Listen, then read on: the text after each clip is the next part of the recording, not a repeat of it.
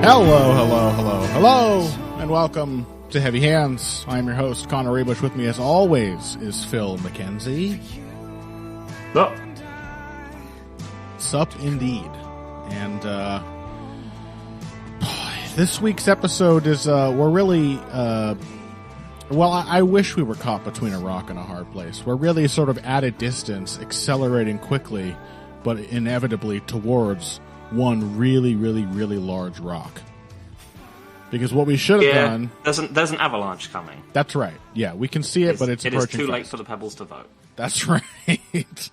What we should have done is talked about Terrence Crawford, Errol Spence this week. We should have contacted Kyle. We should have said, get your ass in here. We're 2 weeks away from one of the biggest fights possible in boxing, a fight most people had given up on dreaming would ever happen, that everybody wants to see.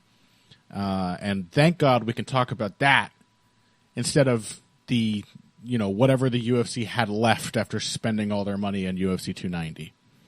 But we didn't. We weren't smart enough. I was too stupid. Phil did think of it, but he was too selfish to share this thought with me. It would have made things easier for both of us, but also I do enjoy seeing you suffer. Right, exactly. It's worth suffering yourself if at least you can have my misery as company. So instead, we're talking about the two UFC Fight Night cards. Fortunately, this Aspinall Tybura card coming up is not that bad. It's actually pretty good. Which makes sense, because the UFC has been making an effort with their England cards the last year or two to make them feel like events. It's like they're like the only international cards that still genuinely do feel like events. I mean, at least partially they're like the only international cards. That's true. Yeah, well, except for Abu Dhabi, except for Fight Island. Yeah, they go to like Abu Dhabi, they go to Australia, and they go to the UK. That's right. And Canada, like they did that once this year, I think. And then otherwise it's the US. Is that really another country? Yeah, they think so, but not really. It's just the Canada. Slightly more polite.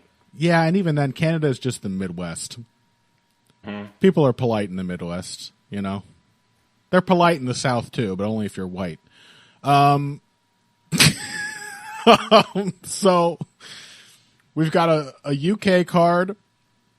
It's got some solid fights on it. It's got a Molly McCann co-main event, which who cares? But I get it. People obviously, the fans love her in England. She gets a huge response every time, and she's certainly fun. And she's just not very good. Paddy Pimblett apparently got too fat or not fat enough to recover in time for this date, so he won't be there. We'll have to wait. Who knows how long to get more quotes from Game of Thrones or I don't know. What's another thing stupid people quote? It's got to be the big one at the moment. Just general Marvel things. The Daredevil show. Yeah, something like that. That's been over for 5 years or something. But yeah, we've got Tom Aspinall marching Tybura in the main event. That's cool. We've got Nathaniel Wood versus Andre Fili on the main card. That's a very good fight. We've got Paul Craig versus Andre Muniz. We've got Lerone Murphy, seemingly perpetual hot prospect, taking on Joshua Kulabau in the main card opener. We've got Mark Chikadze, Joel Alvarez on the prelims, and there's a couple other good ones too. So this is honestly a pretty solid fight night card. And that's good because really all we have to say about last week's card, and you may have guessed this given the fact that we gleefully ignored it on last week's episode, all we had to say about that one is largely negative. Well, at least all we have to say about that main event. What? I'm not going to spoil anything, but I am going to be taking a different tack. Yeah, we'll get there when we get there. Well, I'm going to be quite positive about this.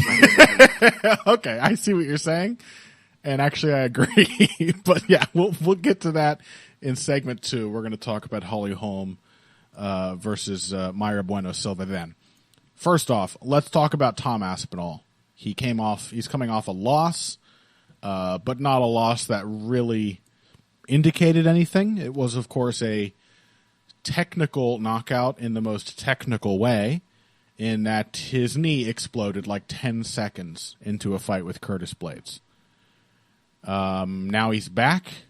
It's been some time. It's actually been almost exactly a year since that happened, to take on Marcin Tybura. And unfortunately, as impressive as Tom Aspinall has been, we're sort of, and this is the way with heavyweight prospects, I think, we're sort of left with the same questions we've been having for some time now.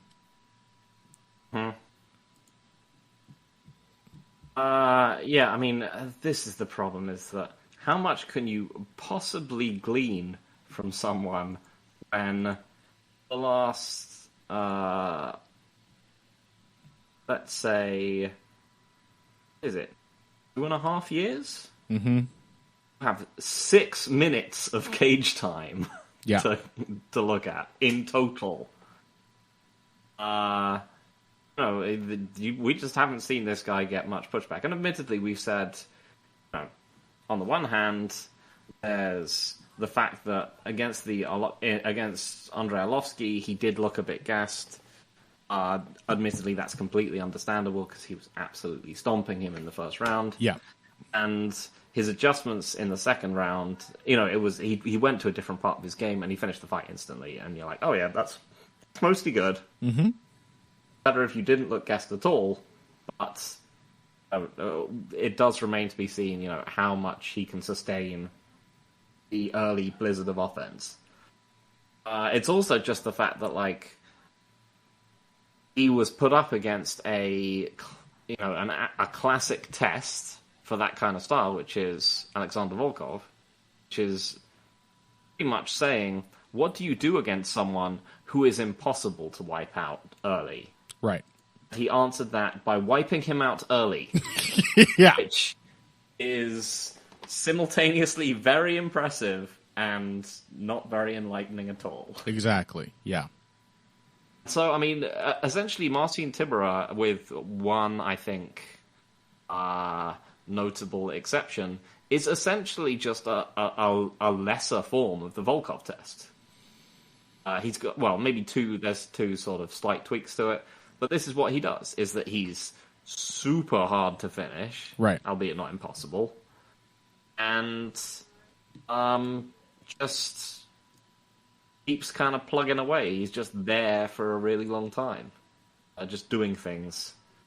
So it looks like he's just sort of, he passed the test, and then he had a really unfortunate setback against Curtis Blades, which didn't really tell anyone anything, and then he's got to basically take a slightly lesser version of the test he passed before. Pretty much, yeah.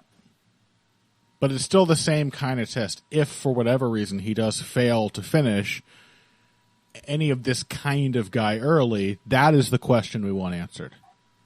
Which means almost certainly either his other knee is going to explode, because Curtis Blades should have been, would have been possible at least for him to be a similar kind of test, somebody who could wear on Aspinall down the stretch.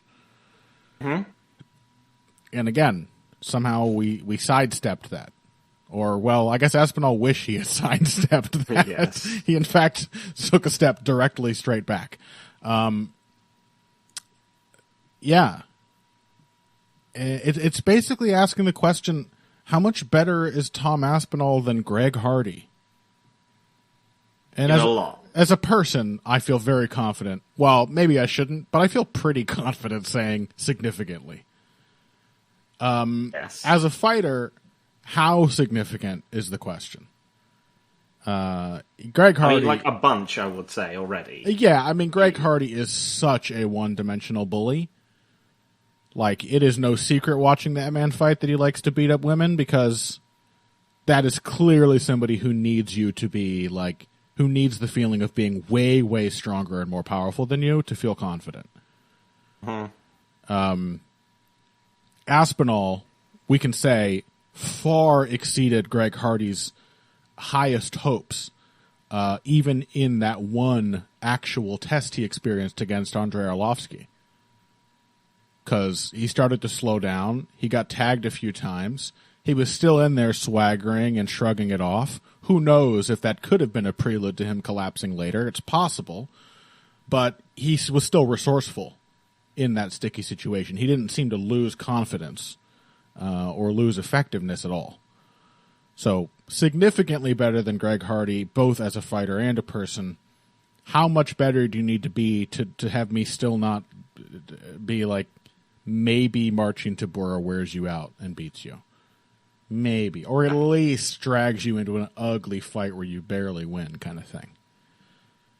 Yeah, I mean, I think most of the signs that you can see point to that not being the case, although it's, yeah, as you said, unless we see it. Exactly. It's very difficult to say that, he's unless he has more than, like, maximum of, like, 3 minutes per fight in his most recent fights. You just can't tell.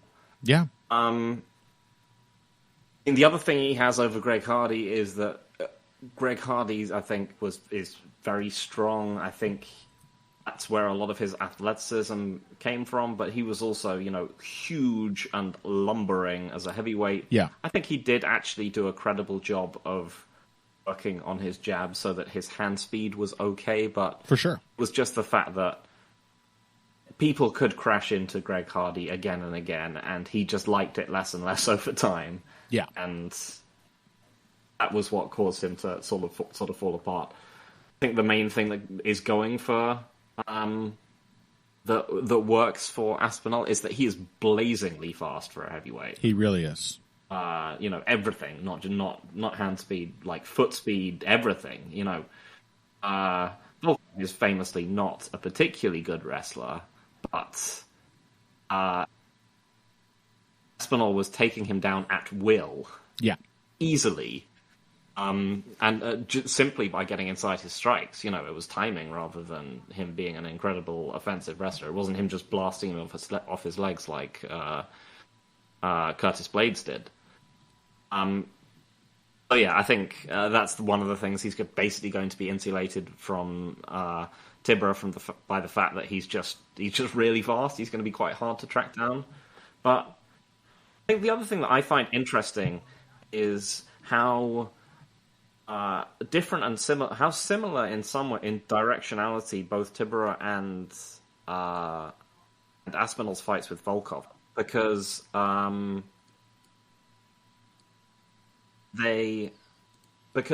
essentially,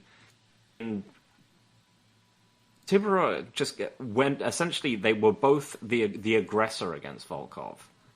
That's one of the things that surprised me about it, because looking back on the Volkov-Tybura fight, I just sort of remembered it as a gritty, like two-way brawl where Volkov is essentially just bigger and a harder puncher, and eventually just wore Tybura down over time. I really forgot how much of it was Volkov trying to fight off the back foot and Tybura just kind of crashing into him. He's really the aggressor in that fight. Mm-hmm. But that's also sort of true of... that was also sort of true of Aspinall, is that he was the one pushing Volkov back the whole time. He was the one... I think, if you're worried about him not being able to... worried about him, not being able to sustain his mental fortitude over the course of a fight. That's the thing. Is it tied to him being able to be the aggressor? Right. Because Tybura is, I think, actually going to be a much more forward fighter than Volkov was. At least if, those two fights are a comparison. And the Blades fight, as short as it was, that was Blades coming forward and being aggressive, and Aspinall coming forward and being aggressive. And it was essentially just like, for 15 seconds, it was just an absolute firefight. Yeah. So yeah, I mean, it does kind of point to the fact that Aspinall might, either because he just really likes being aggressive, or because he needs to just be on top of people in order to keep his game going, he does kind of want to be first, and that might lead him into a much uglier fight, much faster than it did against Volkov. Yeah, I think that's a very good point. My general point. I think I meandered my way towards. No. I think well said. A guy who that Aspinall is very likely a guy who is likely to clash with whoever is simply determined to come forward, to just sort of smash together like two army men in the hands of a 5-year-old named Dana White. Just mush together until somebody breaks. Certainly the difficulty he had against Arlovsky was partly him being put on the back foot. Arlovsky was like, he had to survive a shitload of damage, but he started round 2 of that fight fairly aggressively, and Aspinall was responding. It's tough to say whether... Yeah, it's like an Angela Hill stamina thing, perhaps, for Aspinall.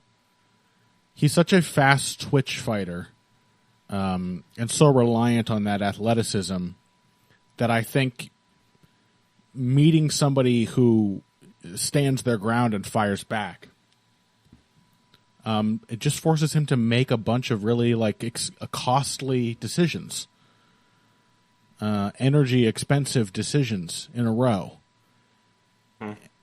And, clearly, I mean, I will say, against Arlovsky, there was a point where Arlovsky was coming forward and Aspinall was kind of taking the last minute of round 1 off, after admittedly justifiably burning a bunch of energy trying to finish Arlovsky, which he seemed realistically very close to doing.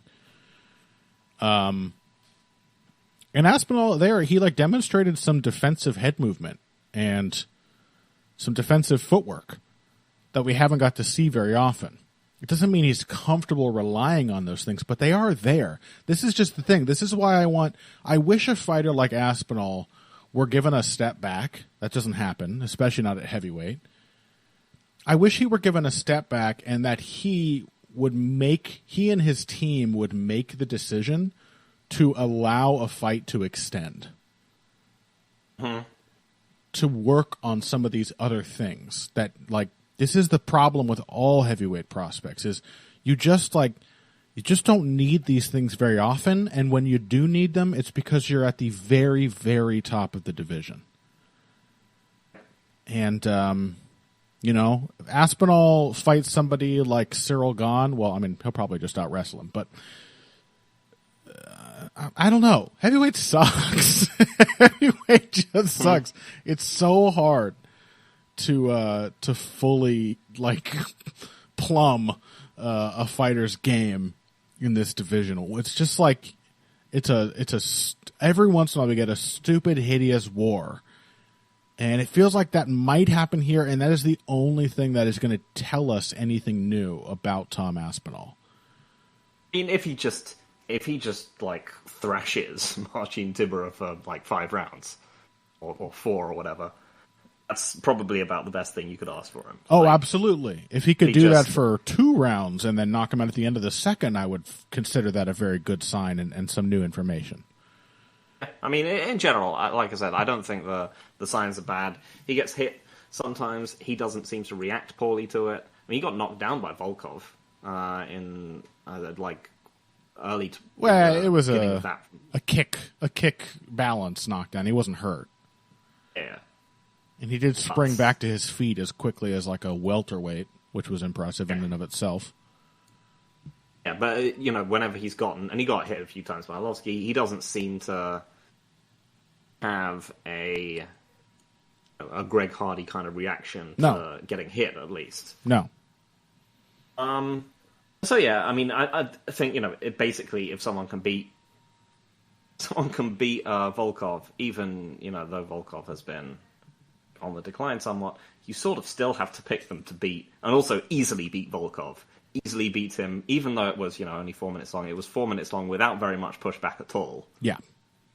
You have to kind of pick him to beat Marcin Tybura, because at the very least, he's almost certainly going to put Marcin Tybura into a very, very deep hole of, damage absorbed, and, he's going to win the first round really convincingly, unless, something is really badly wrong with his knee. or Tibur just lands the shot of his life. Yeah, Tibur, I think he already landed that shot when he fought the Taydao Mashi. Oh, yes. What was that guy's name? Victor Peshta. Yeah, I miss Victor Peshta, man. He was a charming man. Yeah, he head kick KO'd Victor Peshta, and then that was the last KO he's gotten. Otherwise, it's just been mushing people on the ground. Yeah, I mean,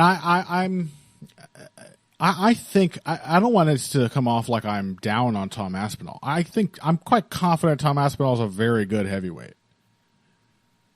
That's clear. He's clearly better to me than somebody like Chris Daukaus. No question. But he is, unfortunately, there is still enough Daukausness here. The heart of Daukausness.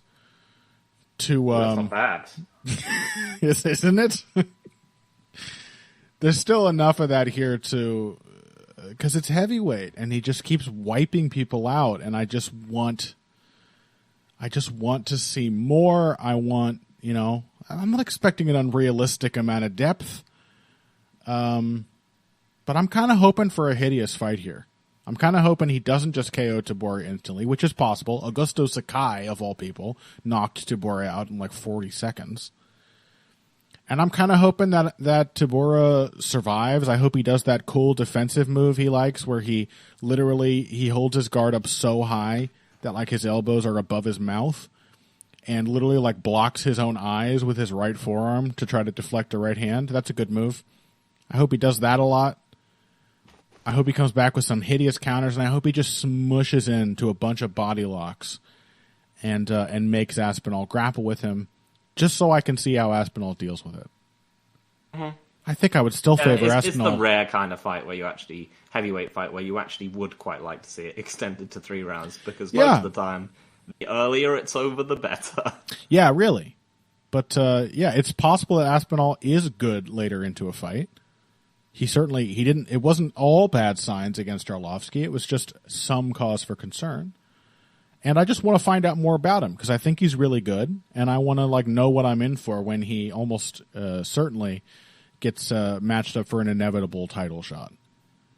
Mm-hmm. However far down the line that is after whatever's happening with...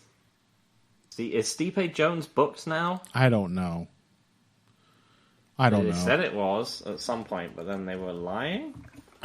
Yeah, I think that's true. I think they said it was booked. Is it booked for UFC 295? Is it?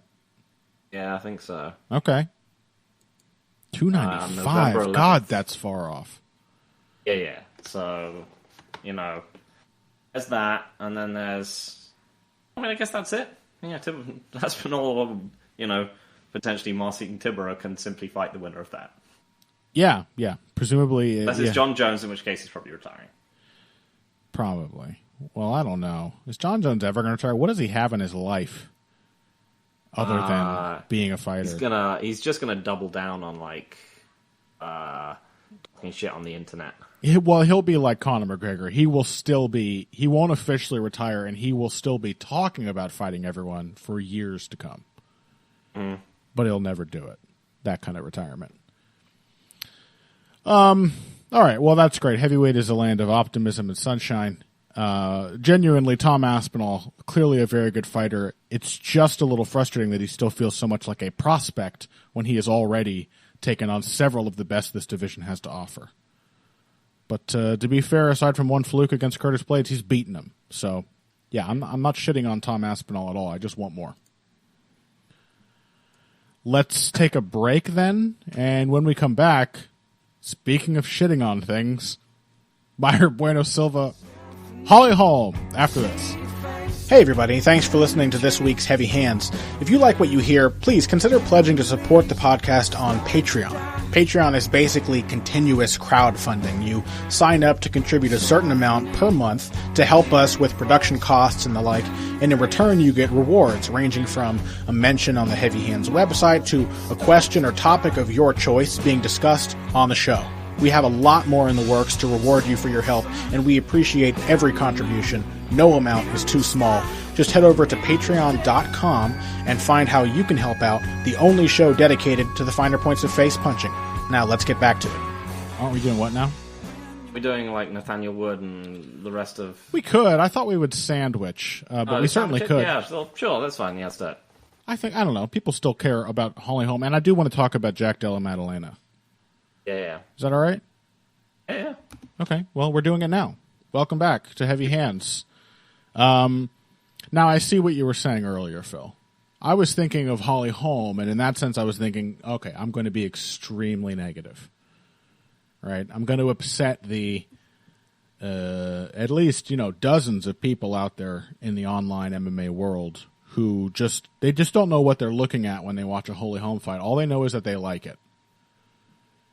And I encountered a few of these people when I was watching this fight and commenting that, for example, Holly Holm has finally forgotten what little she knew about boxing. And people were like, that's disrespectful. I was like, good. It's meant to be. She wasn't a very good boxer either. She just was a good athlete, and she was strong, and she was tough. It sucks to have to be so hard on Holly Holm, because you pointed out earlier, despite whatever stupid shit she said recently, despite how much I was expecting her to go up there after the fight and urge people to go see The Sound of Freedom. She seems like a nice person to me. I'm sure she is. She's just she just keeps getting booked in these main events, and it's made me hate a nice person because I just don't want to see any more Holly Holm. And this is why you were feeling more positive, because Yep. finally she paid for these dreadful, dreadful tactics that she's been employing. Yeah, you've pretty much nailed my thought process running all the way up to this, is that I also think Holly Holm is probably a nice person, and it's not her fault that she gets booked in high profile fights. What's she gonna do? She's gonna be like, no, I want less money. Yeah. I don't want to fight for the title. I don't believe in myself. But yeah, she's not fun to watch. And so this was great on a number of reasons. On a number of levels. Mm-hmm. And this is why Mayra Bueno Silva is now my personal hero. Because... Doesn't take much. Yeah. One, didn't have to sit through, or more realistically, sort of skim and fast forward through 5 rounds of a Holly Holm main event. 2, Holly Holm's dreadful wall and stall tactics were specifically punished. Yeah. In a very ironic and poetic justice way. Yeah. Yeah. And 3, and perhaps most importantly, Mayra Bueno Silva has significantly reduced the chances that we have to see Holly Holm fighting for another title. Yeah. Thank fucking God. Not reduce them to 0. No, that has to be said. The division still sucks unbelievably badly. Yep. And there's still, they can get another couple fights for her, and they can show some highlight reels of her kicking Ronda Rousey and Betch O'Hare, and then be like, that's what she does, that's who she is. Yep. But, for now, Mayra Bueno Silva has done everything she could have done to stop that potential future for happening. She's like, Sarah Connor in The Terminator. She's your hero and she's mine. Yeah. Instead of standing on the other side of a chain link fence and being incinerated by the blast of the nuclear holocaust, she was standing inside the chain link fence and nuclear holocausted Holly Holm's hopes of ever fighting for a title again. Yeah, but not permanently. I will say this confidently. Holly Holm's getting at least one more main event. Oh, yeah. Sure. They're not done with her yet. Maybe she can... Oh, this will probably happen. I'm going to predict this now and use my dark powers of prophecy to say that they are going to make Holly Holm versus Norma Dumont at women's featherweight a main event. That's going to be the most dreadful Apex card you've ever seen. Because Norma Dumont is still fighting at women's featherweight for some reason. And she admitted she had what was for her an incredibly fun fight. In fact, a hilarious fight. You caught her fight with Chelsea Chandler? Bits of it. And also, you caught the bit that mattered. The Chariots of Fire remix, I thought, was stellar. One of the funniest moments I've ever seen in a fight, it has to be said. And she said in her post-fight interview that she was standing up for the division or something. The division's gone. You're the only one. I don't know. So yeah, literally the other person it was literally trying to run out of it, and would have made it if there hadn't been a fence in the way. So yeah, that'll probably happen. Holm has fought at featherweight before.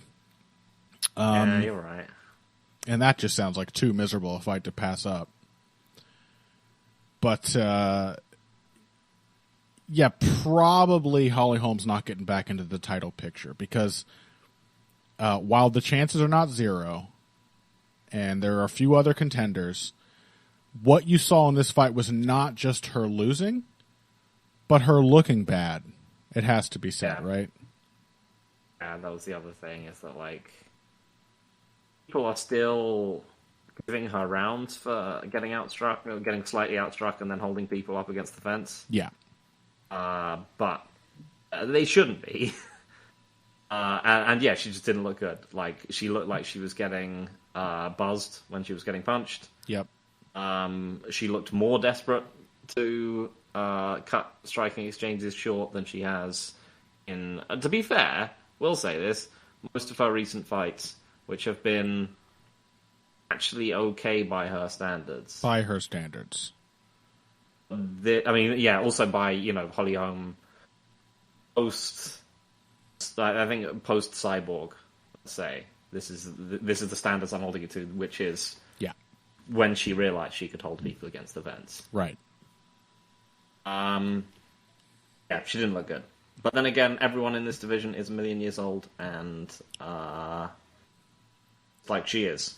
It's true, but most of them are coming from a lower athletic baseline. Yeah, but that is the problem, because what Holly Holm's entire style is incredibly dependent on her physical advantages. The other women in the division don't have physical advantages to depend on for the most part. Right? So their styles might be ugly, a lot of them, but they're more functional, like being a slow person who's not particularly strong or powerful. Holly Holm needs her toughness. She needs her physical strength. She needs a certain measure of agility for any of this ugly bullshit to work. And that's what I saw missing from this fight. Granted, Mayra Buenos... The worrying thing is that I don't know if she does. Because people, like I said, people gave her that round, as far as I can tell. Did they? People were like, oh yeah, he was winning the first round. Really? Yeah. She got hit with so many clean shots. Yeah. Mayra Buenos Silva just did like the coldest like tie walk into massive right hand like 9 times. Mm-hmm. She's like, okay, I'm going to step in. All right, this is when you sort of like do that awkward thing where you kind of stick up a side kick and you're not sure where to put it. You know, that exact move that got you KO'd by Amanda Nunes that you're still doing. And okay, you're on foot now. I'm going to deck you. That happened like so many times in the first round. And Holly Holm did nothing. Anyway, yeah, as you said, particularly satisfying that the end of the fight was like a direct refutation of Holly Holm's awful cage wrestling. Because she's not really a good wrestler. She has had success with it because that's the division. And that those are her physical advantages. But what she really does is just lean on people. And I see this all the time. There should be... Every fighter should have 1 million counters in their arsenal to somebody leaning too hard against them. Like that is just like overcommitting to a punch at range. You know, you're fully committing to leaning all of your weight, off balancing yourself in one direction. there's things that a fighter should be able to do with that. And whether that's like redirecting you so that they can escape and causing you to headbutt the fence, or whether it's breaking your posture and kneeing you in the face, or your head's down, you're leaning forward, how about I wrap up your neck and just submit you? Which is what Mayra Bueno Silva settled on. But that was the most satisfying thing, is that like Holly Holm wasn't going to win this fight without the cage wrestling, but it was specifically because of her one-dimensional cage wrestling that she got submitted the way she did. Yeah. I mean, I find myself occasionally wondering, like, are we too harsh on Holly Holm when we like other like indie fighters like Bilal Remember the Name Muhammad or Neil Magny or whatever? Of course. And I remember how much more offensively potent they are. Yeah. Genuinely. Bilal can be in some dreadful fights. I'm not too much of a fan to admit that, but he can also be in some very fun ones. Mm-hmm. Yes, Neil Magny is genuinely quite potent from top position and in the clinch. And notably, neither of these fighters are ever getting main event bookings. It's not Holly Holm's fault that I resent her. She was just there on the card, but it's that I feel insane when she's fighting because she's in a main event every fucking time, and fans are going nuts. Did you see that screen grab from this event? There were some people sitting in the audience holding up signs that said, like, UFC and ESPN Plus rocks, and we love ESPN Plus. That did make me feel like an insane person. These are the people who love Holly Holm. This is like when I'm just choosing to believe that those are plants. I can't. There's someone just there are a lot of some ESPN exec just like either paid or got like bunch of their buddies to like hold up those signs. I mean, that is certainly, it can't be real. That is possible, Phil, but I regret to inform you that we do live in a world where there are many, many people who, like, look at the response to any Marvel movie. There are people who love Disney, who love Marvel, who love insert brand here. Like, these people actually do exist. There's no way as a ESPN Plus, there are ESPN Plus UFC fanboys. UFC fanboys, yes. No, not a chance. It's crazy. There absolutely are. Like, and they are exactly the kind of people who would pay whatever the exorbitant fee is to get a ticket at the Apex to see Holly Holm fight. I'm just saying, it makes too much sense to me that a diehard Holly Holm fan would be the kind of person who's like, I love ESPN and the Disney Corporation. I'm just saying, at least two of those people exist in the world, and they might have been the two people we saw at the Apex last weekend. I can't believe that. I'm just going to believe that they were paid by someone. All right. I can't, for my own sanity. Yeah, okay. All right. Believe that. So anyway, yeah, it's not Holly Holm's fault that we just have the urge to shit on her, but we can't help it. Like, you know, I've just seen too much Holly Holm, way too much Holly Holm, and I just don't want to see it anymore. Jack Della Maddalena was also on this card. He fought in the co-main event against a man named Basil Hafez on very, very short notice. He already had another short notice booking, I think, the week prior, who I think had like a brain issue that was sussed out. Yeah, there's something that was like picked up by the scan, right? Right, yeah, he had some issue, so I guess a terrible event for that guy who thought he was getting his shot, but hey, at least he found out there's something wrong with him. So then they rebooked Maddalena with another short notice opponent for the next week's card. That was this booking here. And of course, everyone thought Maddalena was going to blow this dude out of the water. He definitely beat him, Basil Hafez. Maddalena beat him is what I'm saying. The fact that there was a split decision just goes to show how much having your expectations subverted, I think, can alter your understanding of what's happening in a fight. And also goes to show that there are still judges out there, I think it was Sal D'Amato, in fact, who heavily overfavor control and grappling. I was actually going to say, there's always constant heat and light going on in the MMA world around the state of judging. Sure. I do actually think it is better than it used to be. I think, as a whole, you encounter less genuinely egregious scorecards almost all of the time when people are like, sometimes, people explode over a decision. And most of the time you can look at it and you can just be like, oh yeah, that's actually a perfectly acceptable scorecard. I can see how it was scored that way. You might even agree with it. Mm-hmm. And a lot of the time people explode over cards which, in fact, they are wrong to. Yes. Like, the judges are right and the popular, the classic example being Aljamain Sterling against Piotr Jan in their second fight. Sure, yeah. Passions are inflamed. I mean, I would even say I still think Moreno beat Pantoja last weekend. I wasn't mad about it, and I could see it. Like, it made sense to me, but I still thought, and a bunch of people were incensed that Moreno got any rounds at all. And I didn't think... Yeah, but often, they just get things which are... The popular people can get things wrong in... in retrospect, the judges are actually correct, and the voice of the people is wrong. Sure, that happens. So I would agree. That does make it, for me, more shocking when we get genuinely egregious cards. Yes, Turner winning round 3 over Dan Hooker, which is still one of the worst cards I can ever remember seeing. That is most worst terrible individual rounds, and giving Basil Hafez round 1 of this fight, that's bad.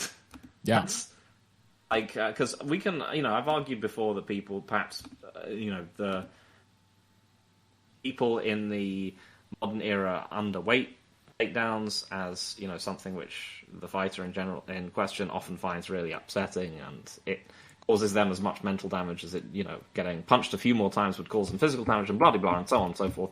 There's no way he won that round. There's no way he got the shit kicked out of him. It's a really bad card. Yeah. I mean, they gave him the fight. Sal D'Amato gave him the fight. It's not the first round. It's the first. The first round's fine. It's the second round. The second round is the one that he was taking a huge amount of punishment. He was clearly gassing because short notice. Yeah, and there's a solid. I'm actually not, even know that he won in the first round, to be honest. Because again, he got hit a lot and hard. Right. But he got a lot of control time, and Maddalena had clearly not gotten rolling yet in that round. That one makes sense. The second round... Yeah, I can. That's one where I'm like, sure, if my fighter had that round, I'd be like, you should take it that you lost that round. Absolutely. Yes. Even if you didn't, you should fight like you didn't. Yeah. You and I are pretty much in total agreement as far as how grappling should be scored, I think. That, we don't completely discount it. We take every opportunity to tease our friends like Ryan Wagner and Sriram about their scorecards when they're like, oh, the guy landed one punch and got controlled for 4 minutes and 50 seconds. Clearly the guy who landed the punch won the round. All in good fun, but we do tease them about that because we disagree. We think grappling should have its day. It is, after all, half the sport. And it's some limitations of the way the scoring system works that it is, you just can't evaluate what success means in grappling on the same scale that you can evaluate what success in striking is. They're just different. They're very different parameters. But that second round was not a Basil Hafez round. Let's be very, very clear about that. And now that that's out of the way, let's say that nonetheless, Basil Hafez was obviously very impressive. And at the same time, as is so often the case, Jack Della Maddalena was not particularly impressive. We learned some things here about Jack Della Maddalena. He gets a small pass, the caveat that this was just as much a short notice booking for him as it was for Hafez, albeit I assume he probably had a full training camp. But you never know. A guy could have been overtrained if he gets a fight booked and then rebooked again a week later. That happens. But all of that set aside, that both guys were fighting each other with little to no awareness of who they were beforehand, Jack Della Maddalena, I thought, did not look particularly adept at navigating the sort of strategic considerations of this matchup. He did the Dustin Poirier, Phil. Yeah. He went for a guillotine, I think, 3 times? Maybe. Yeah, I think because that's the main thing, right? Is that it's the I can't actually think of how much of that ground control time came off Hafez takedowns, because it didn't happen in the first round. That was Maddalena going for a. I think he was looking for a DARS or something. Mm-hmm. God forbid, a Peruvian necktie or something ridiculous. He was basically he sprawls on him, and then he tries to look for some funky submission and just gets immediately swept. Yeah. The second round, does he give up a takedown? Let me think. I don't think he does. Is it just him making stupid grappling decisions again? Pretty sure. I think it is. Yes, he gets on top, he sprawls on the takedown, and then he reverses. He gets on top of Basil Hafez, then gets swept, and ends up on his back for the rest of the. Well, actually, no, he gets round two. Round two, he sprawled and went to lock up a front headlock and dropped for a submission. Yeah, I think a very lazy drop for a submission. It's not even I think Dustin Poirier's guillotine is better technically than Jack Della Maddalena's. He's got a pretty good one, at least form-wise, that people have to work to escape. These attempts from Jack Della Maddalena were put on very clumsily. They weren't put on tightly enough before he committed to them that Hafez wasn't able to immediately just step over the leg and negate the entire threat right away, every time it happened. Extremely questionable decision-making. And even in round 3, I don't think he went for the guillotine then, but he did insist on continuing to grapple with the guy who clearly needed to grapple to even survive. Basil Hafez should have been knocked out in that round.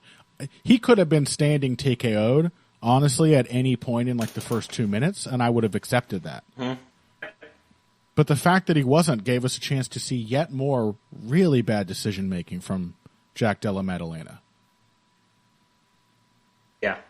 So, I think the main thing is people can take positives away from this, which is that it looks like, if you looked at the stats and where that fight ended up, it looked like a bad wrestling fight from Jack Della Maddalena. Yeah. It isn't really. No. His wrestling looked fine. It's a bad decision-making fight. And the problem with this is that you're well, he can. No, at least he doesn't have a skill deficit. Maybe he can just fix his bad decision-making and not do those things in future. The problem is obviously that, as we know after now many years covering the sport, people often don't fix their bad decision-making in that kind of way.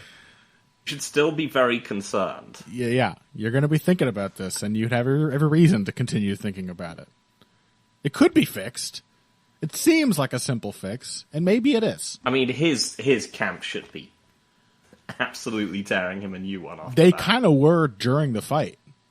Yeah. Even in the rounds. And not just, I want to add this too, because we're going long on this segment, but this is the most interesting thing from the card. And people care about Jack Della Maddalena. We care. He's very exciting. He's fun to watch. And this taught us a lot about what we should expect going forward. It wasn't even just the grappling decision-making. It was also the striking that gave me pause. because Jack Della Maddalena's corner was screaming at him over and over, use your range, Jack. Use your range. And I thought, coming into this fight, Jack Della Maddalena had a pretty good jab. Hmm? Where was Jack Della Maddalena's jab? I believe... Oh, God. It's because Basil Hafez was fighting Southpaw a whole bunch. And Jack went southpaw, presumably to be able to jab more comfortably with him. He fought a lot of this fight from southpaw himself. So yeah, firstly, clearly I think the southpaw thing threw him off. But he just didn't. The thing is, he just didn't. I think what I learned here is that Jack Della Maddalena can't not be running somebody over, because I think he can't help but just view the jab as a setup, as a prelude to more damaging shots. And Or it's that he just can't have a control fight. Exactly. Yeah. He is essentially, if you know which way if you asked which way someone's going, are they going to be Volkanovski or Moreno? We know now that he is Brandon Moreno. Very much so. Yes. Yeah, and I don't think the Dustin Poirier comparison's a particularly bad one either. No. Poirier also, Except that, as you said, Poirier is like a genuinely good grappler. Yeah, and is genuinely good everywhere. But if you want to have a crazy fucking fight with Dustin Poirier, you're going to get it. Doesn't really matter who you are. Yeah. You're old Jim Miller or your prime Justin Gaethje. Yeah, and he's gotten, and hopefully this will be the case for Della Maddalena as well, he's gotten way better at navigating those fights, as has Brandon Moreno. But yeah, I think that is exactly the point here, is that what I learned here is that I perhaps optimistically assumed that Della Maddalena would be able to control Basil Hafez with his striking, and he was not able to do that. And because he could not wipe him out, and huge credit to Basil Hafez for that, because the dude was exhausted, and even so, at the start of round 3, he should have been dead on his feet, and he was not long into the round. But at the start of that round, he was still looking for counters and using head movement and firing back, and trying to give Della Maddalena things to think about in the striking as well. And Della Maddalena just couldn't not have exchanges with him when that proposition was offered. He couldn't just stick him. Here's a move for you, Jack. Jab to the chest. Try that on for size. Jab to the chest. The dude can't move through it. He can't. You're hitting him center mass. If he moves his head or if he changes levels, you're hitting him in the face by accident.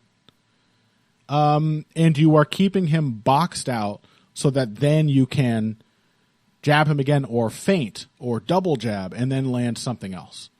And these were the sort of ideas that were out of Jack's reach. He would stick a jab and be like, great, now it's time to unload. And boy, they are beautiful combinations, but it turns out if the guy is just willing to trade, Della Maddalena just can't stop trading with him. That, I think I learned just as much as the really questionable grappling decisions, was that Della Maddalena, if somebody is capable of having a crazy fight with him, he is going to have to fight tooth and nail. He can't do anything else. It's going to make him a lot of fun to watch. Oh, yeah. But this was fun to watch. This was a great fight. Yeah. Yeah. As you said, Hafez, I'm glad he made it to the UFC. He looks like he's a really good pickup for that division. I mean, increasingly, welterweight actually looks... It's still got a lot of old turnover towards the top of the division. Yeah. But it's increasingly got quite a lot of just fun younger fighters turning up in it who you want to see fight. Absolutely. No question. Welterweight is the first good division moving down from the top. And that remains true. I would definitely like to see more of Basil Hafez, because that looked like he looked like visibly the bigger man than Della Maddalena. He looks strong. Apparently as hell. That was a vicious weight cut. I imagine. That must have been absolutely hellish. He's clearly an insanely gritty guy. Yep. And yeah, I would like to see him when he's operating at something close to 100% efficiency. He's got a few striking skills to continue building on. Yeah. I mean, yeah, there were points where he was out jabbing. Absolutely. Jack Della Maddalena. Yeah. So yeah, definitely a good look and a loss debut.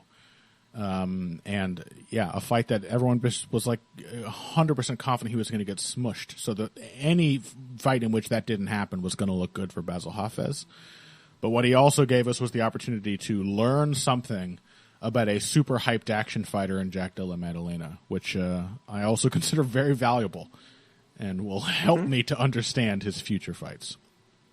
Okay, let's take a break then. When we come back, we are going to jump back over to our preview of the Aspinall versus Tabora card taking place in the O2 Arena in London. We've got Nathaniel Wood versus Andre Fili. And I suppose if we're going to talk about anything else, we'll decide on the fly. But we're certainly going to be talking about that featherweight booking after this. Financial support is fantastic, but there are other, even easier ways to support Heavy Hands. Perhaps the best is by spreading the word. We know our fan base. You're all cool, popular people with serious social media presences. You're tastemakers and trendsetters. Okay, there are one or two of you that don't fit that description. You know who you are. But no matter what, you can always help us out by telling folks about the show. And you can also give us a positive rating and review on iTunes and Stitcher, things like that. We rely on word of mouth and positive feedback to grow and improve. So thank you very much for your time and your help. Now, back to the show. Hello and welcome back to Heavy Hands. We're talking about Nathaniel Wood, Andre Fili. Very interesting featherweight matchup from this upcoming Fight Night card. Phil, I have been talking far too much this episode. You kick us off. I mean, this is once again Nathaniel Wood being put in with someone at featherweight who's just a sort of reliable mid-card action fighter. Uh-huh. And honestly, I didn't really think he was going to beat Charles Jourdain. Mm-hmm. And sort of thinking he's probably going to be able to replicate everything that worked against Charles Jourdain against Andre Fili, with the exception of, like, maybe some of the wrestling. Well, the wrestling certainly is a concern. Fili oft underrated as a wrestler. I'm always banging that drum because I won't let people forget that the man completely out-wrestled Dennis Bermudez. Mm-hmm. I think people should be impressed by that. There's also the size. Because Nathaniel Wood is, he didn't want to do the bantamweight cut. We're always in favor of guys going up and just being faster and having better energy and durability. But he was smaller than Charles Jourdain, who was way smaller than Andre Fili and like way smaller than like Shane Burgos in their fight. Charles Jourdain is not a big featherweight. And Nathaniel Wood was visibly smaller than him. So that is a concern for me as well. Because Andre Fili, I mean, I'm not sure what the on-paper height difference is, but I imagine it's going to look dramatic. Wikipedia says he's 5'6" to Andre Fili's 5'10". I think it might actually be bigger than that. That sounds about right. So why can I not find... Oh yeah, Jourdain's 5'9", but he looked way smaller than Fili in their fight. Why can I not find that fight, by the way? It's the new... Well, they finally gave us Rodriguez Caceres on Fight Pass, so they had to take something away. That's what I imagine. Yeah. Just doesn't seem to be... Even if you do the old first name, last name trick. Yeah. Oh, I have it. It's just not available to you. Oh, yeah, there we go. Yeah, so I think, in general, like, with the Nathaniel Wood fight, I was surprised at, how much he could just stand up to Jourdain in terms of pure firepower in a way that, like, say, someone like Shane Burgos just kind of couldn't. B, I think Nathaniel Wood just showed that he's a really good operator in, I don't want to say the pocket, but like closer than that, like clinch and dirty boxing range. Yes. Was really where he made the fight work, which was, again, considering that was where Jourdain just kind of minced Burgos. That was genuinely impressive. It really was. And other than that, it's just always so hard to get a bead on Andre Fili. That he's... Because, I'm always like wondering, is he going to suddenly fall off?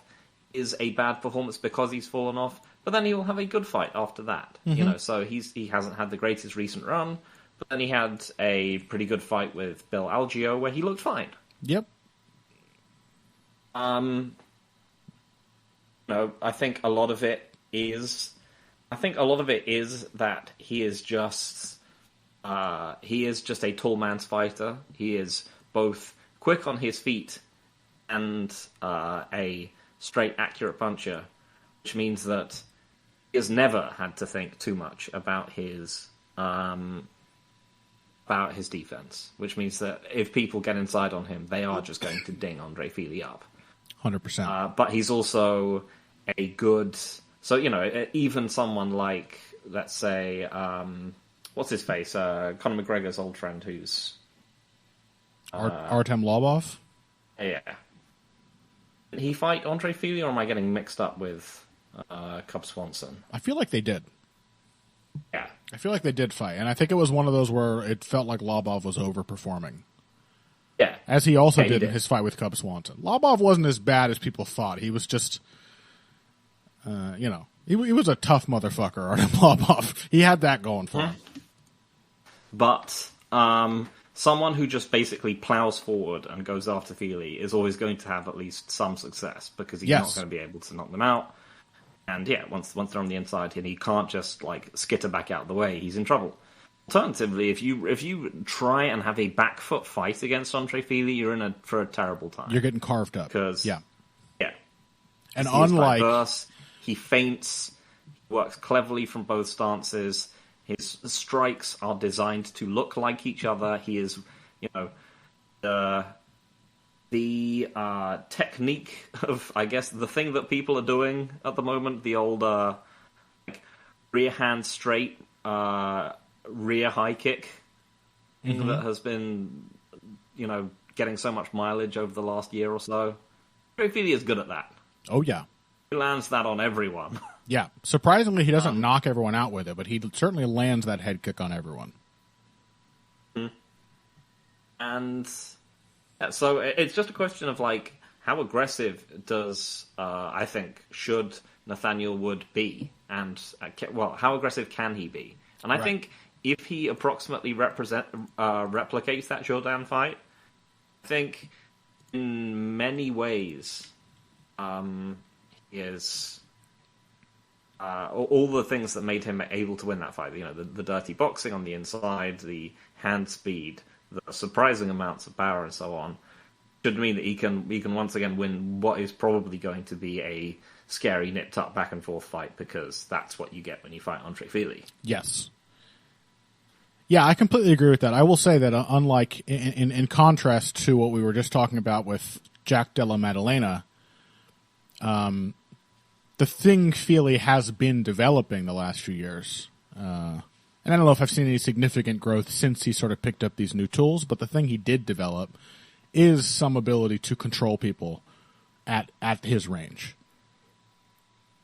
He's got, a great jab. As you said, Fili has a sort of predictable rhythm, but he does make up for that. You pointed out that a lot of his strikes are designed to look like each other. And I think that's true. Like, when you're stuck at Fili's distance, then the throwaway cross to the high kick thing works. The awkward, like, corkscrew hook, the long-range hook that he has that plays off the jab works. A lot of these things, that on the condition that you're stuck at his range and you're forced to react to what he's doing, you're going to get surprised by things, even if you sort of feel like you can get his timing. You're going to misinterpret the cues. But yeah, I think you're right. Like, I think Nathaniel Wood has to come in here with the attitude of needing to maul Andre Fili and just be like a Wolverine and get in his chest and get in close and try to box him up from mid-range.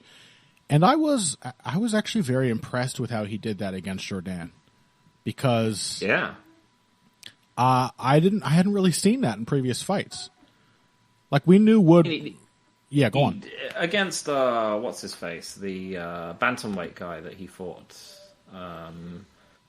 He's just like a decent. It's a cool action fight. He went on to fight like Song Yadong and so on. Who is this guy? Was it Casey Kenny?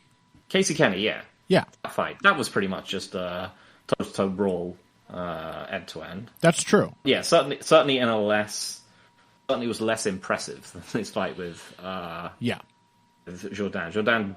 That fight definitely felt like Wood kind of stepping up a level. Yeah, and I think, but part of that also has to be, I mean, part of it is, again, I think Nathaniel Wood does look to have an actual speed advantage at featherweight. He looks really quick compared to a lot of these guys. Charles Jourdain does not have slow hands. He's not a slow guy in the pocket. And Wood was surprising him a lot. But I can't ignore the fact that a lot of it was the wrestling, too. He wasn't able to just sort of at will switch phases on Casey Kenny, and it led to a very nip-tuck fight. That was super close and a scrap the whole way. Charles Jourdain, he had basically an ace up his sleeve the entire time, and that also allowed the boxing to look more impressive. But what I was going to say is that these are... I'm glad you pointed out that fight, but even if that hadn't happened, I would say the Jourdain fight is still a good sign given what happened in Wood's fight with John Dodson. Where, namely because he was really solid in mid-range and close range. Like, really tight guard, nice sort of low athletic stance, didn't stand up tall, didn't pick his chin up in the air, stayed low while he was punching, punched in combinations without overcommitting to everything, and just stayed pretty, like I said, solid, defensively aware, not taking a lot of undue risks, which is a very good decision given that he was fighting in an inherently risky range for a lot of that fight. So certainly, Nathaniel Wood, we already knew, was a super well-rounded, all-terrain kind of fighter. I think he is developing the specific, the phase-specific skills of that style continually. And that's a very good sign. I've been super impressed with him. But this is another one where he is not just going to have an out-and-out wrestling advantage. No. If anything, he could get out-wrestled. Because Fili's a good wrestler, and he's also going to be much bigger. 100%. Yeah, that is the other thing that I do find myself worrying about Wood, is that, like, is he someone who can fight and just discard a phase if it's not working for him? Right. Because, a lot of people get... If they're failing to get their takedowns, they suddenly get dialed in on having to get the takedowns. Yeah. It just takes their whole rhythm off. Yeah. And most of the best have been against, as you said, people where he had the takedowns available to him. Right. Yeah.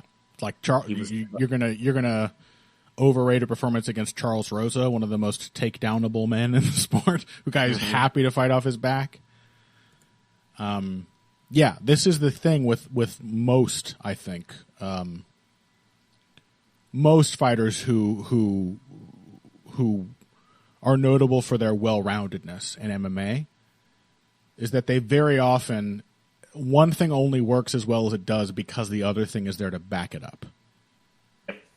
That you need that switch up, you need that surprise, both to give you something to go to when you kind of run out of ideas, and also to kind of keep your opponent boxed in and hesitant, to keep the initiative on your side. And, yeah, it's a question. I still think if he gets into mid-range with Fili, he's going to be able to hit him with a ton of shots. I mean, Charles Jourdain did that to Fili. Caught him with and this was a messier, less developed version of Charles Jourdain, even just in the striking.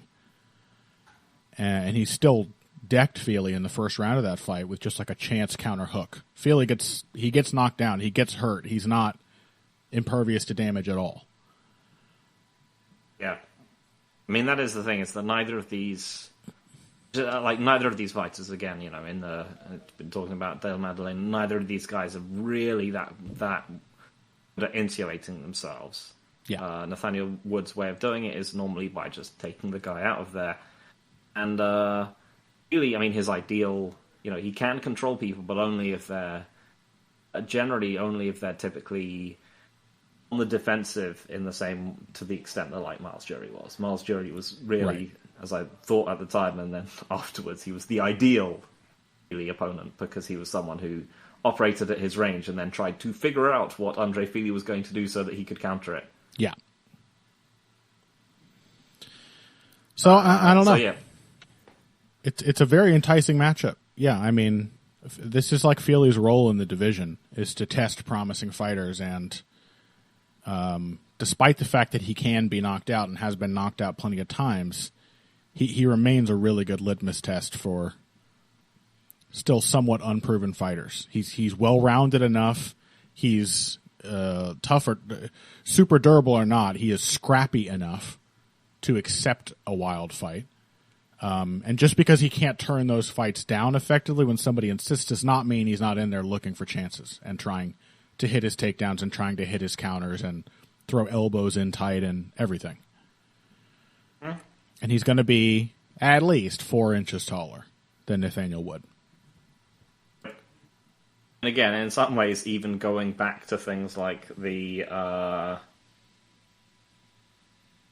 back to that fight with Artem Lobov, that is, unfortunately for Fili, that is one of the things that makes you think, even with this kind of massive stature advantage, you still couldn't control someone who was coming forward. That is one of the reasons why I am going to somewhat confidently pick Wood. Again, he's not, Wood himself is not unfinishable. Mm-hmm. Andre Fili,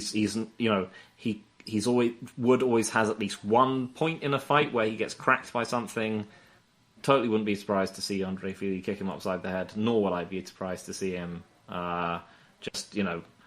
win a scrappy fight from range. But yeah, I think based on what we saw against Jordan, I gotta pick him. 100%. Yeah, I agree.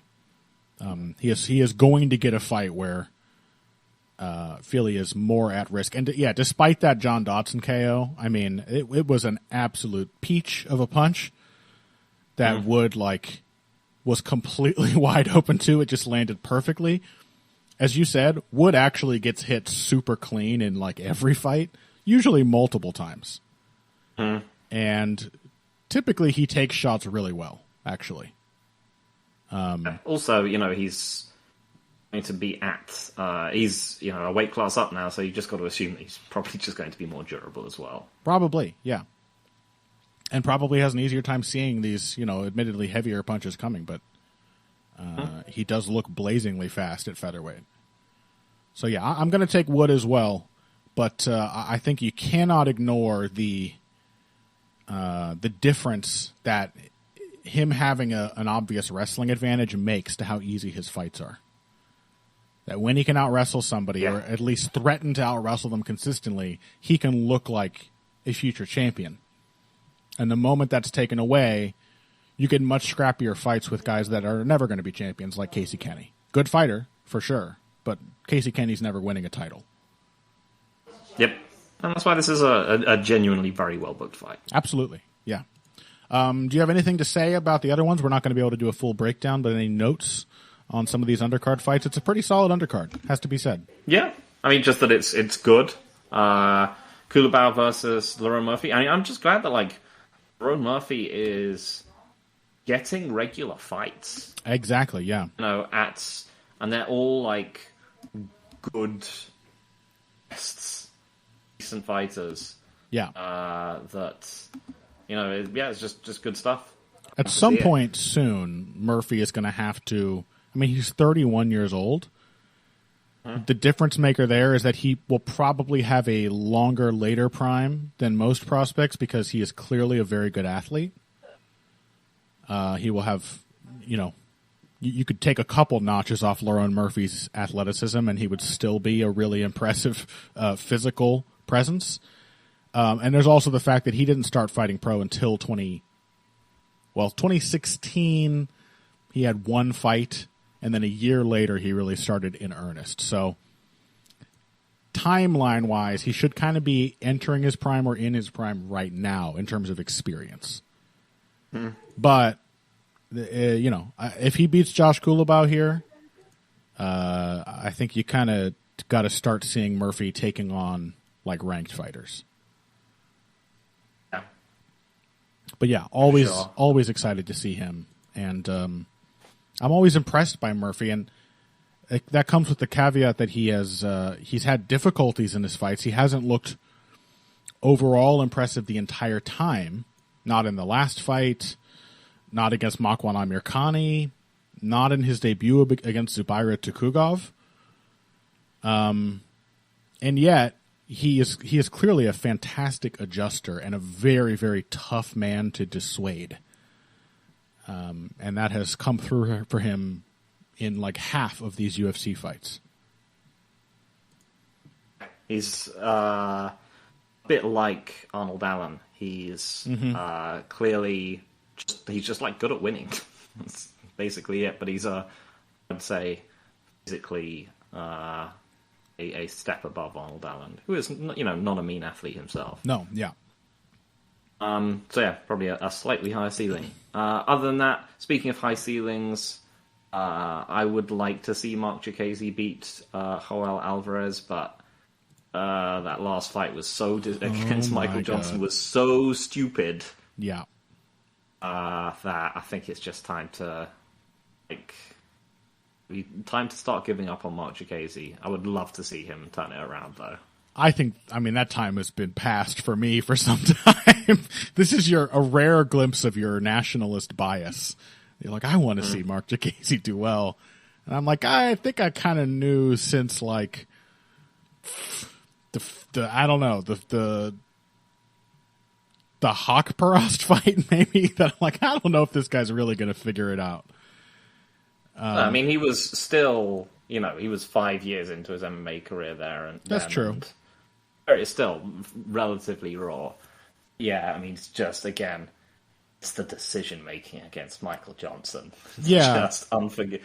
Never make yourself look like Michael Johnson is the smarter man.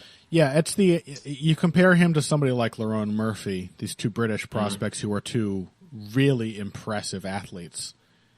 And Jacasey is clearly the guy who got away with everything coming up because of that athleticism, and Murphy has clearly been developing a skill set that entire time. And the athleticism will still be an advantage, will still be an out for Murphy in a lot of these tough fights, but it is not the basis of how his game operates. And it definitely is for Jacasey. And I think that's why he's still prone to these kinds of fights where he's just trying something out randomly. And it's there's not a game built around this. You just could have had an idea for this fight. That's what it was against Michael Johnson. He came in there thinking he was the slickest man on earth. He's one of those guys who comes in looking like a great prospect, and then he's like Eric Silva. He just leaves looking like exactly the same fight. Yeah, and he's got a baby face, so people will still be calling him a great prospect in 4 years, like they did with Eric Silva. Exactly. Okay, yeah. So pretty solid undercard. I mean, again, the UK cards are the only consistently great fight night cards the UFC puts on anymore, but I will take it. It's a hell of a lot better than last week's lineup. And next week, we are going to have just an embarrassment of things to talk about. We won't have a ton to say, but we will probably mention the Bellator Ryzen, I think the second co-promotional card that they're doing. There is, of course, UFC 291, which does not have a lot of relevant fights, but it does have an awful lot of established names. And as you said before we began the show today, Phil, it will have all the emotional content that makes for a good card. Yep. You'll be depressed by things. You'll be excited by things. It'll have a lot of different flavors. And, of course, it's got Dustin Poirier, Justin Gaethje 2 in the main event for the completely made-up BMF title. Who cares? A very silly justification to put a non-title fight in the main event, but I'm happy to have a big non-title fight in the main event. And this is definitely one of those. And also we have Terrence Crawford, Errol Spence happening the same weekend as these other two big events. So there will be a lot to cover. I know that for at least one of these episodes, we are going to have Dan Albert? Am I forgetting Dan's last name? I believe you are correct, yes. He's Dan A on Twitter for a moment. I forgot his last name, who has been on the show once before and was a very fun guest and is a great analyst. We're going to have him back on. I'm not sure if that's going to be next week or the week after, but he asked to talk about Gaethje Poirier, and I was all too happy to agree. So we're going to have a guest to help us break down at least one of those big fights. All of that is on the horizon. Too much, really, to cover in such a short span of time, but we are going to have fun trying to do it. And, yeah, that's it. Find us on Twitter, at Evil Greg Jackson, at Boxing Bush. One of those is Phil, one of those is me. And we will talk to you next week and the week after for some very exciting fights. Until then, if you came here today for the finer points of face punching, you came to the right place. This has been Heavy Hands.